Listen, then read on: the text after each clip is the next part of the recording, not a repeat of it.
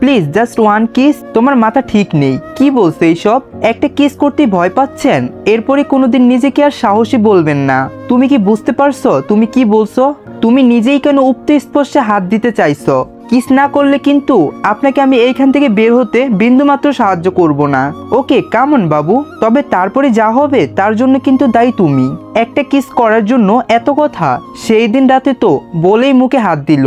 জিয়ান নয়নার কাছাকাছি এসে বলে, আগেই ঠোঁট আড়াল করছো বলে আলতো করে নয়নার কপালে নিজের ঠোঁটের উৎসাহতা ছোঁয়ালো। নয়না জিয়ানের টি শার্ট আঁকড়ে ধরে বলে, লিপ কিস। নয়নার কথাটা কানে যেতেই জিয়ানের হার্টবিট ফাস্ট হতে লাগলো। কি হলো এই মেয়ে, কেনই আমাকে ঠিক থাকতে দিতে চাইছো না? এর কি সত্যি 16 বছর? এত কি ভাবছেন?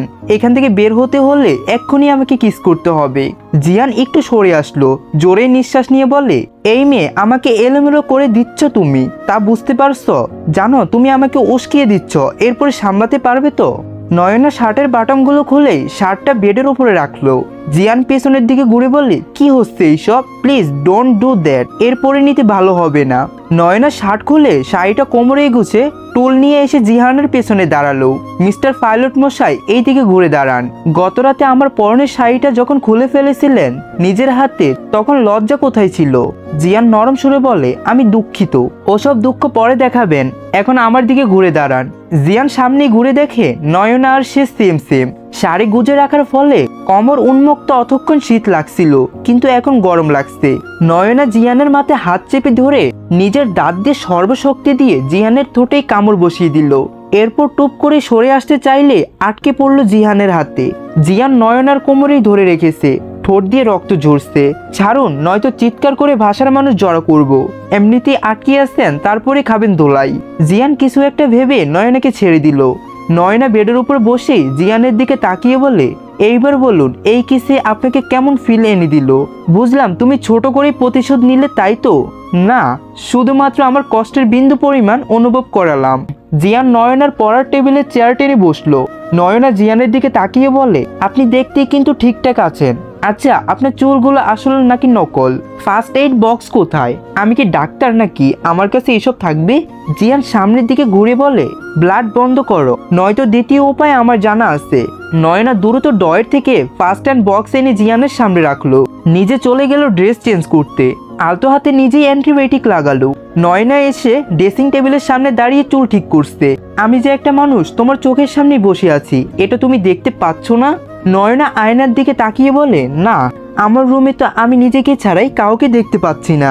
উফ সরি, আমি তো দেখতে পাচ্ছি দ্য গ্রেট পাইলট জিয়ান বেজা চৌধুরী, সরি রেজা। তা ভাই, এত রাতে আমার রুমে কি করছেন? আমি আপনাকে কিভাবে সাহায্য করতে পারি? ডিয়ার পিচ্চি বাবু, প্লিজ আপনি আমাকে এই রুম থেকে বের হতে সাহায্য করুন। শখ তো পিচ্চি বাবু এত কিছু কিভাবে করবে? তুমি দেখতে পারছো না আমার অবস্থা? ঠোঁট ফুলে গেছে, কথা বলতে কষ্ট হচ্ছে। জঙ্গলি বিড়ালের মতোই কেউ কামড় দেয়, আমি দেখবো আমাকে কোনো এক হিংস্র বাঘ কিভাবে কামড়েছিল। তাই বলে ঠোঁটে চুপ করে শুয়ে পড়ুন বেডে এসে। এখন বাজে রাত 2:40। ঘুমিয়ে পড়ুন, বোর হলেই আপনাকে বের করার ব্যবস্থা করব। আমি এইখানেই ঠিক আছি। ওকে ডিয়ার হাজব্যান্ড, আপনি ঠিক থাকুন, আমি একটা আরামসে ঘুম দেই বলে ব্ল্যাঙ্কেট মুড় দিয়ে শুয়ে পড়লো। জিয়ান একইভাবে বসে নয়নার দিকে তাকিয়ে আছে। কম্পোর্টের ভেতর থেকে নয়নাই বলে, এভাবে তাকিয়ে থাকবেন না, আমার কম্পোর্টও লজ্জা পাচ্ছে। চি, একটা কম্পোর্টকে ছাড় দিচ্ছেন না? ঘোমটা টেনে বাসর ঘরে নিজের বরের জন্য অপেক্ষা করে বসে আছে নীলাঞ্জনা। চোখ থেকে অনবরত অশ্রুই ঝরে যাচ্ছে। নিঃশব্দ কান্না। লাবিব রুমে ঢুকে দরজা বন্ধ করে নীলাঞ্জনার পাশে বসলো। নীলাঞ্জনা হাতটা ধরে হাতে চুমু খেয়ে বলে, অবশেষে আমার অপেক্ষার অবসান ঘটতে চলছে। তোমাকে পাওয়ার যুদ্ধই আমি জিতে গেলাম। নীলাঞ্জনা ঘুমটা তুলে বলে, পাওয়ার যুদ্ধ মানে? লাবিব নীলাঞ্জনার থুতনে হাত রেখে মুখটা উঁচু করে ধরে বলে, এতদিন তো আমাকে বাধা দিয়েছিলে, আজ থেকে তোমাকে স্পর্শ করার কোনোই বাধা নেই। আজ আমার ভালোবাসবার চাদরেই তোমাকে পুরোপুরি মুড়িয়ে নেব। শরীর পাওয়া মানেই কি সব পেয়ে যাওয়া লাবিব? তোমার কাছে কোনটা দামি, বেশি দেহ নাকি মনে? লাবিব নীলাঞ্জনাকে নিজের কাছে এনে কানের কাছে ফিসফিস করে বলে, আজকে রাতে কোনো তর্ক বিতর্ক নয়, আজকে শুধু ভালোবাসা আর ভালোবাসা বলেই নীলাঞ্জনার অধরে অধর মিলিয়ে দিল। নিয়াজ সাহেব বলেন, তোমার ছেলের জন্যই আমি কি সমাজে মুখ দেখাতে পারবো না? আমাদের কি না বলে মেয়েটাকে নিয়ে চলে গেল, আবার ওই বাড়িতে যেয়ে বলে ফেরত দিতে এসেছি আপনার মেয়েকে।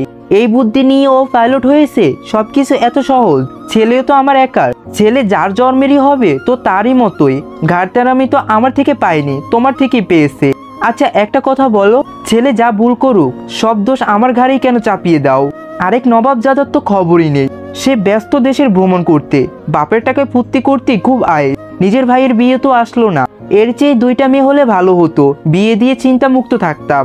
ওই তালুকদের বংশের লোকদের কোনো সাহস হতো আমাদের কথা শোনানো? আজকে তোমার ছেলের জন্যই সে সাহস পেল। কল করো আর বলো সকালে বৌমাকে নিয়ে বাসায় ফিরতে, কাল রিসিপশন, মানুষ দাওয়াত দেওয়া। তাদের সামনে আমাকে যেন ছোট না হতে হয়। মিতা বেগম মোবাইল নিয়ে কল করলেন জিয়ানকে। কিছুক্ষণ আগে চুপিসারে নয়নের পাশে এসে শুয়েছিল জিয়ান। মোবাইল বেজে উঠতেই রিসিভ করলো। উঠে বসে বলে, এত রাতে কেন কল করেছো আম্মু? কল করেছি নাকি তোর কর্ম করেছি? সকালের নাস্তা বাসায় করবি, বৌমাকে সাথেই নিয়ে আসবি।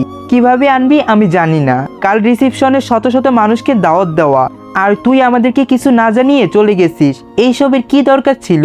তুই জানিস না এইসব তোর জন্যই হয়েছে। তুই ভবিষ্যতে কি করবি আমরা জানি না, তবে এই মেয়েকে তোকে মেনে নিতে হবে। প্রেম করেছিস, ধোঁকা খেয়েছিস, এইখানে এই মেয়েটার দোষ কোথায়? মনে রাখিস, কবুল বলার আগে কবুল বলার ভার বহন করার যোগ্যতা আছে কিনা সেটাও ভেবে কবুল বলতে হয়। কবুল বলার পরেই মেয়েটা তোর অর্ধাঙ্গিনী, তোর জীবন সঙ্গী। তার মর্যাদা রক্ষার দায়ভার তোর। নিজের দায়িত্ব থেকে পালাতে পারবি না। মিতা বেগম কল কেটে দিল। জিয়ান ঘুমন্ত নয়নার দিকে। তবে এ কি এর সাথে বাকি জীবন কাটাতে হবে? এটা কি সম্ভব?